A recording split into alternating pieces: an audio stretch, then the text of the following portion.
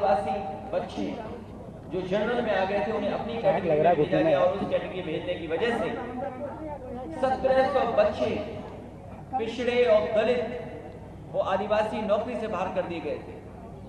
मैंने अपने सामने एक कुशवा नौजवान को आगरा था, रोते हुए उसकी बात को सुना था और रोते हुए कह रहा था कि मैं भर्ती हो गया था लेकिन मुझे भर्ती से निकाल दिया गया, आरक्षण मुझे मिल गया था लेकिन मुझे आरक्षण से बाहर कर दिया गया। मैंने उस समय भी आश्वासन दिया था और उस समय उस कुशवा नौजवान से मैंने कहा था कि तुम्हारी मदद बीजेपी नहीं करेगी क्योंकि ये लोग आरक्षण के खिलाफ हैं, आदि आबादी के खिलाफ है, पीडीए के खिलाफ है। अगर कोई तुम्हारी मदद करेगा तो वो समाजवादी लोग हैं। और मैं जानता हूं वो कुशवा समाज का नौजवान जो नौकरी पा गया था पुलिस भर्ती में, बीजेपी की गलत नीतियों की वजह से, उसके गलत फैसले की वजह से उसकी नौकरी नहीं लगी और नौकरी मिलेगी भी नहीं, आरक्षण से बाहर कर दिया गया। तो इनकी हमेशा नीयत ये रही है कि पिछड़े और दलितों को अपमानित किया जाए। हम सब लोग पीडीए परिवार के सम्मान के लिए हमेशा उनके साथ खड़े दिखाई देंगे। सर एक सवाल है, आपने पीडीए का जो मुद्दा उठाया लेके चल रहे हैं, ये पूर्णकालिक जीत की तरफ जाता है, लेकिन आपने जो राणा सांगा के सबूत हैं एसटी में भरे पड़े हैं, राणा सांगा की पत्नी कर्मावती ने भी बाबर के बेटे हुमायूं को बुलाया था। ये जो है ना पन्ना मैंने आपसे कहा और मैंने लोकसभा में भी कहा और कई मौकों पर मैंने कहा, तो आप इसे सर इस मुद्दे मैं कई मौकों पर कहा जो इतिहास हमें आगे न बढ़ाता हो, जो इतिहास हमारे आपके बीच में दूरियां पैदा करता हो, जो इतिहास समझने से हमारी प्रोग्रेसिव पॉलिटिक्स को ठेस पहुंचती हो, उस इतिहास को इतिहास ही रहना चाहिए।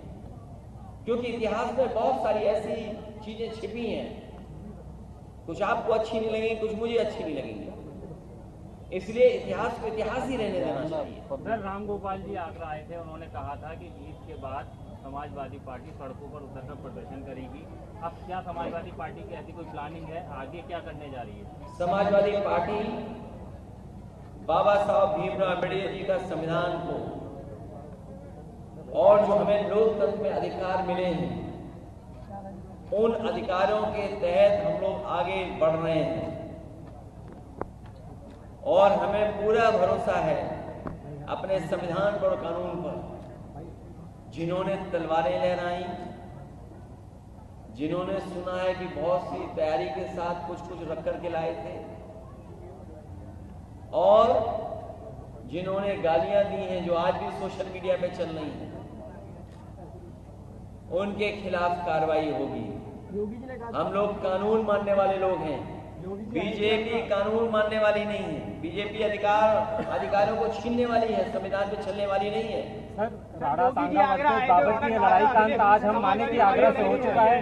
समाजवादी पार्टी दलित विरोधी हॉस्पिटलों के नाम अम्बेडकर राणा सांगा वर्सेस बाबर की इस लड़ाई का अंत समाजवादी पार्टी यहाँ से कर दे रही है आज। देखिए मोटा मोटा इतिहास में जाना चाहिए। राजपाट आए चले गए,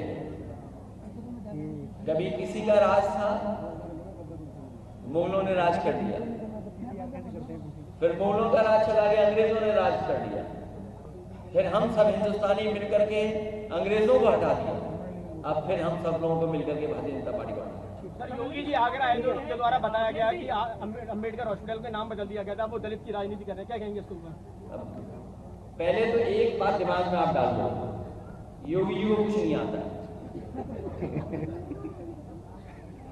आपको याद है उन्होंने सदन में कहा था 46 में 56,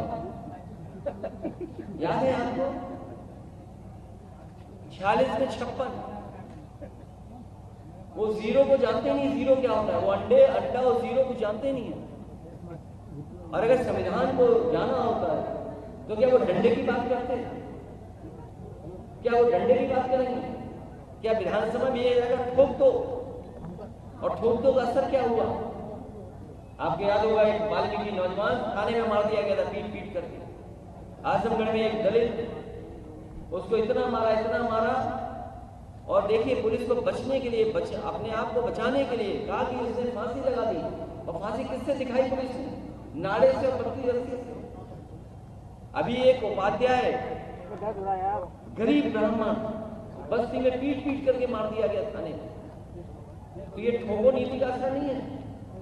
सच्चाई ये है कि दिल्ली और लखनऊ की लड़ाई में भोले भाले लोग तलवारें लेकर के निकले। अखिलेश जी मुर्शिदाबाद लगातार जल रहा है। भाजपा का कहना है कि हिंदू विरोधी है सपा। सर केंद्र में आप अपने मुर्शिदाबाद लगातार जल रहा है और भाजपा साफ कहती है कि हिंदू विरोधी है समाजवादी पार्टी। अखिलेश एक शब्द नहीं बोल रहे हिंदुओं के कत्लेआम पर। मैं एक बात बता दूं, भारतीय जनता पार्टी कभी भी मुद्दों पर बहस नहीं करना चाहती। ये जो महंगाई है इस पर बात नहीं करेगी, जो किसान की आय दोगुनी की बात इस पर बात नहीं करेगी, आपके अपने आगरा की जो समस्या का समाधान पे बात नहीं करेगी। आप में से कोई ऐसा नहीं होगा जो जाम में नहीं फंसता हो। और ये स्मार्ट सिटी है। मेट्रो अगर हम लोगों ने न दी होती तो मेट्रो का काम ये भी नहीं पूरा कर पा रहे। इन भाजपाइयों को तो इस पर भी लड़ना चाहिए, टाटा के खिलाफ काम करना चाहिए। ताज का नाम इस्तेमाल कैसे कर रहा है टाटा के? सर योगी जी ने कहा धरना क्यों नहीं दे रहे हैं? मुर्शिदाबाद का स्टैंड क्या बॉस आपका? मैं आपसे जानना चाहता हूं कि कभी आपने सोचा टाटा जैसा इतना प्रतिष्ठित ग्रुप इतने बड़े पैमाने पर लाखों लोगों को नौकरी रोजगार देता है, हमारी देश की अर्थव्यवस्था को बहुत मजबूत बनाता है। भाजपाइयों को तो जाकर के वहां भी विरोध करना चाहिए। अखिलेश जी स्टैंड क्या है सपा का मुर्शिदाबाद पर? मुर्शिदाबाद का क्या स्टैंड है आपका? मुझे उम्मीद है सुप्रीम कोर्ट न्याय करेगा, और जिस दिशा में सुप्रीम कोर्ट बता रहा है और जो चर्चाएं में बात आ रही है, सरकार मनमानी कर रही है, सरकार मनमानी कर रही है। सर केंद्र ये मन विधान से चलने वाले लोग हैं, संविधान से चलने वाले लोग नहीं हैं। योगी जी ने कहा शरिया कानून यार बहुत हो गया। मैं आपसे कहना चाहता हूँ, सर ये जो एक आखिरी सवाल, ये ग्राफ को जरा ध्यान से पढ़ लो, देख लो, आपको सब समझ में आ जाएगा। सर एक सवाल, अगर ये नहीं समझ में आ रहा हो तो फिर मैं और क्या चर्चा करूं? क्यों दलित परिवार जो पिटाया उससे मुलाकात करेंगे आप क्या? दलित परिवार जो पिटाया वो संसद में आप सेकंड सबसे बड़ी पार्टी, दलित परिवार से आप बात विपक्ष में आप विपक्ष में रहे हैं आप, तो कांग्रेस इस मुद्दे पर आपका साथ नहीं दे रही है, इसमें आप क्या कहेंगे? सदन में तो साथ दिया होगा। अखिलेश जी दलित परिवार आगरा में पिटाया है उस पर हम मुलाकात करेंगे आप? नहीं, साथ दिया। ये लड़ाई बड़ी है, ये लड़ाई बड़ी है और इस पे पूरा साथ मिला है इंडिया गठबंधन का, सभी दलों का साथ मिला है। दलित परिवार से मिलेंगे जो पिटाया है अखिलेश जी? दलित